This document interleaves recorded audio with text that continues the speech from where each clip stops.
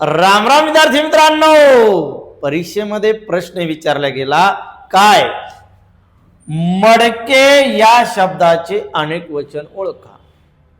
आता मडके म्हटल्याच्या नंतर आपल्याला असं वाटतं की मडकेच अनेक वचन आहे आणि मग आपण म्हटलो काय मडक मडके मडक मडके, पण तसं नाही। मग लक्षात घ्या, मडके शब्दाचे अनेक वचन ओळखा, तर त्याचं उत्तर आहे मडकी।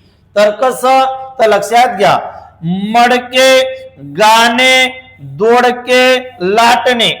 आता गाणे म्हटल्याच्या नंतर आपल्याला असं वाटतं की हा अनेक वचनी शब्द आहे, दोडके, लाटणे, परंतु हे अनेक वचनी शब्द नसून हे सर्वच्या सर्व एक वचनी शब्द आहे। मग एकारांत नपुंसकलिंगी नामाचे अनेक वचन इकारांत होते ते मडके।